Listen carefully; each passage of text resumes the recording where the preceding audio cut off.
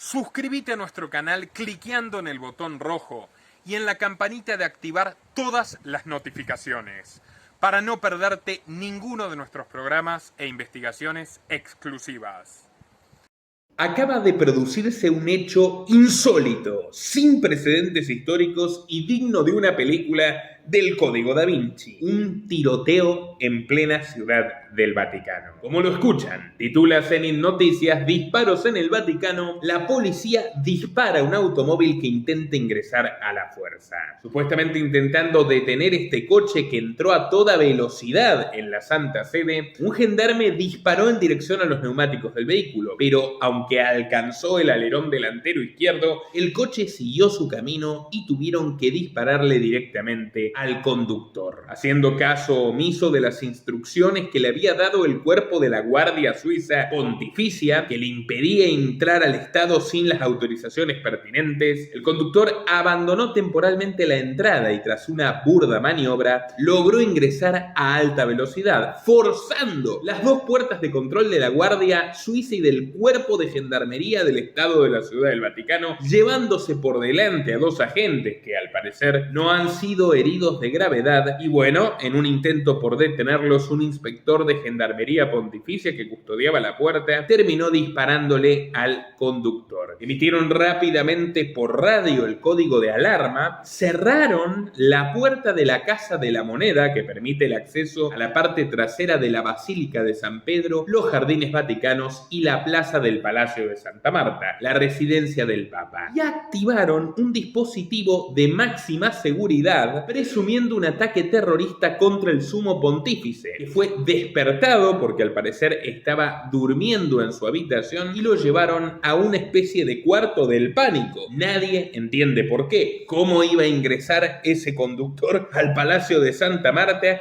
habiendo centenares de custodios alrededor del pontífice? Nadie lo sabe. Pero bueno, la información oficial es todavía más curiosa. Consignan que este hombre finalmente detenido, que chocó contra una estatua de hecho de unos 40 años de edad, fue examinado inmediatamente por médicos de la Dirección de Salud e Higiene del Estado de la Ciudad del Vaticano, que constataron que se encontraba en un estado de grave alteración psicofísica. La persona se encuentra actualmente en una celda de detención en los nuevos locales del cuartel de gendarmería a disposición de la autoridad judicial, donde está precisamente en el calabozo que le habían asignado a Angelo Becciu, el número 3 del Vaticano, el número 3 del Papa Francisco, para ser más claros, el subsecretario de Estado, que junto al actual número 2, la mano derecha del Papa Pietro Parolin, robó más de 650 millones de euros del óbolo de San Pedro, de la colecta para donaciones a los pobres de África realizada en todas las parroquias, en todas las catedrales de todo el planeta. Angelo Becciu fue el chivo expiatorio, la cabeza de turco que Francisco eligió sacrificar, aunque muy difícilmente, de hecho casi imposible, que esta operación de robo pudiera haberse producido sin el aval del Papa, y lo mandaron a la cárcel desde donde amenazaba y chantajeaba a Francisco. De hecho, expuso en el juicio grabaciones telefónicas donde demostraba que fue el Papa el que efectivamente autorizó las transferencias al Credit Suisse y también agitaba con revelar los vínculos del Papa con organizaciones terroristas islámicas como Al-Qaeda, algo que a nadie debería sorprenderle tomando en cuenta que Francisco rompió con una tradición instaurada por Juan Pablo II y regulada por Benedicto XVI en la Constitución Apostólica, y comenzó a pagar rehenes por religiosos secuestrados sin ningún tipo de garantía de que se los devuelvan, lo que puede interpretarse como una financiación del terrorismo. Hace algunas semanas, y en un acto todavía más sorprendente que generó una indignación absolutamente generalizada, Francisco perdonó a Becciu. Qué conveniente. Lo recibió, estrechó su mano, ordenó su liberación, básicamente lo indultó. Y en el calabozo donde estaba Becciu ahora está este personaje que al parecer ha puesto en riesgo la seguridad papal. Recordemos que en 2021 Francisco recibió un sobre con balas y que sus enemigos dentro de la iglesia son cada vez más numerosos. Al fin y al cabo ha intervenido y ha asaltado las finanzas del Opus Dei, históricos rivales de los jesuitas, de la Red Caritas Internacional y de la mismísima Orden de Malta, en una búsqueda desesperada de concentrar más y más riqueza y más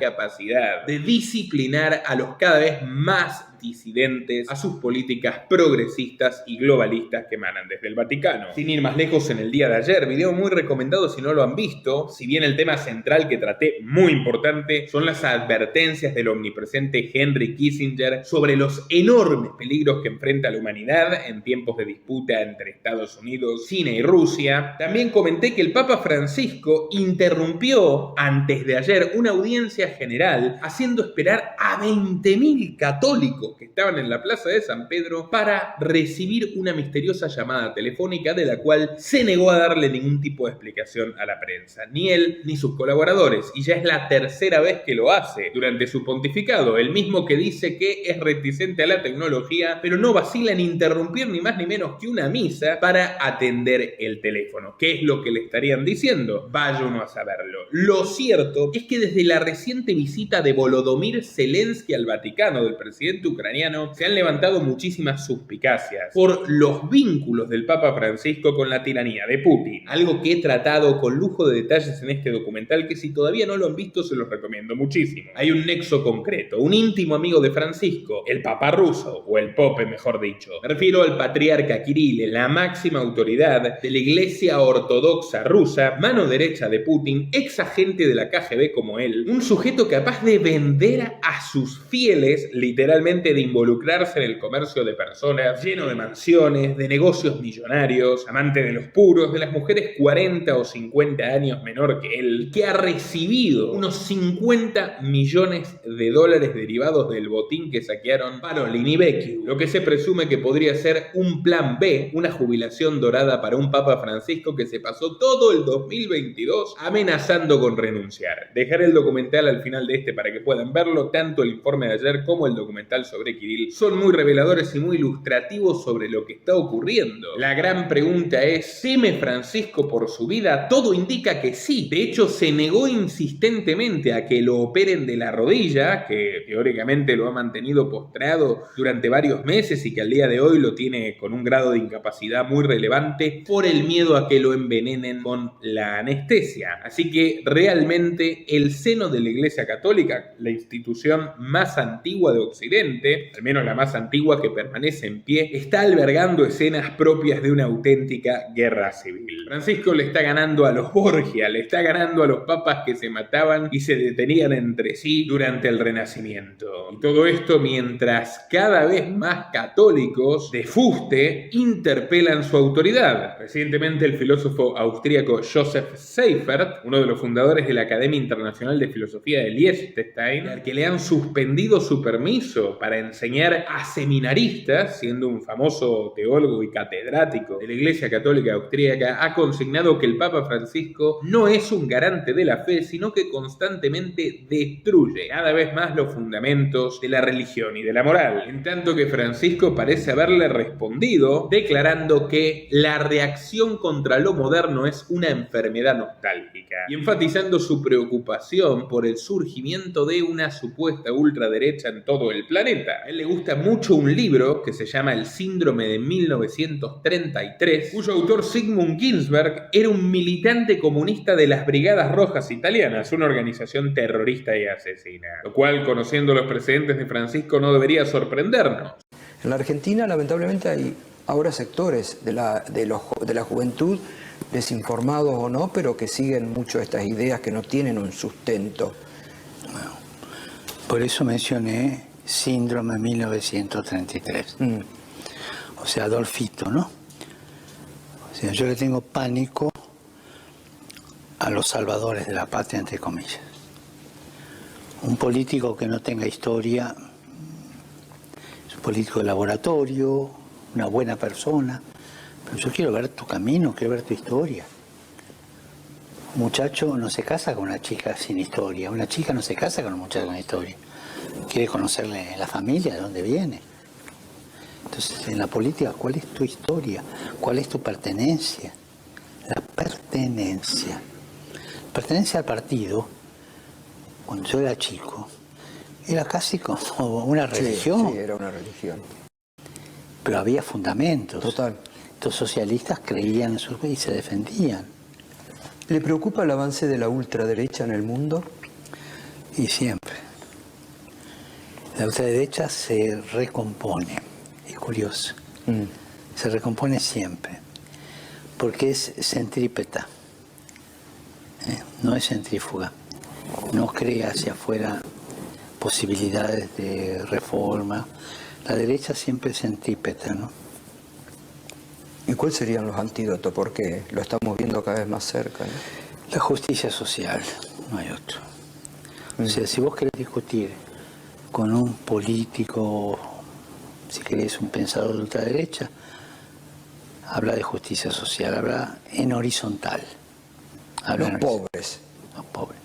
El hombre que, como todos sabemos, entrega a los católicos chinos al régimen comunista para que los encierre, los torture y a los niños y adolescentes los liquide para luego vender sus órganos. El mismo Francisco que, es de sobra conocido, ha invitado al criminal de lesa humanidad Wen Jiafu, viceministro de Salud de China y que no puede pisar ningún otro país del mundo porque sobre él pesa una orden de captura internacional, a brindar conferencias al Vaticano, donde lo trataron como un referente humanitario pese a ser el director del mayor sistema de tráfico de órganos de todo el planeta, uno además institucionalizado. Así que cabe preguntarse ante la sonora ausencia de información qué es lo que quería este temerario conductor que ahora se encuentra recluido y al que convenientemente han diagnosticado con una enfermedad mental. Al fin y al cabo, al loco no se le puede creer nada de lo que dice. No vaya a ser que otorgue alguna pista reveladora sobre nuevos secretos turbios del principal líder espiritual de la progresía de nuestra era, que es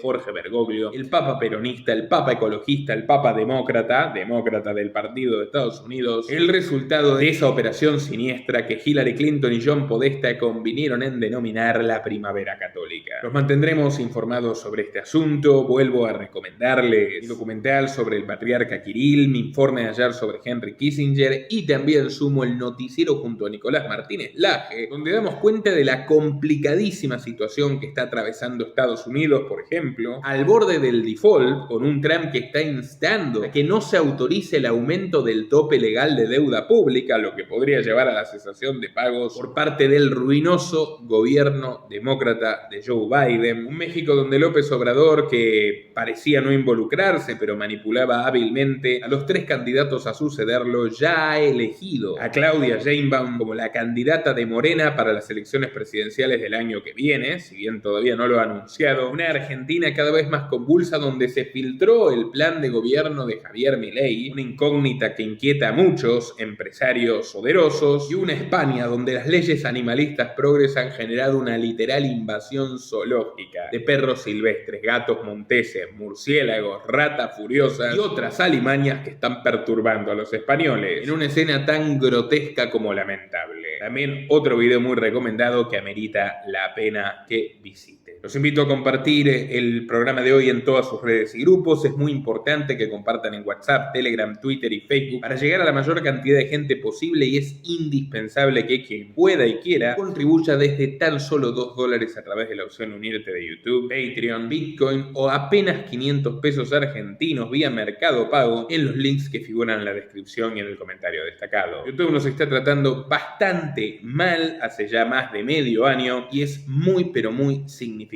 su aporte para poder seguir sosteniendo nuestra tarea periodística. Muy pronto vamos a tener informes exclusivos sobre la reunión del Club Bilderberg junto a Nicolás Martínez Laje y junto a una escritora experta y pionera en tratar este tema en lengua castellana, que es Cristina Martín Jiménez. Además se viene el documental sobre todos los secretos de Sergio Massa, el ministro de Economía argentino y el principal presidenciable del peronismo, sobre la atroz dictadura nicaragüense, de la cual también es cómplice el Papa Francisco, y sobre la sociedad secreta que controla las instituciones de Estados Unidos. Sí, Skull and Bone. Así que muy pero muy atentos a lo que publicamos en Los Liberales y nos veremos muy pronto.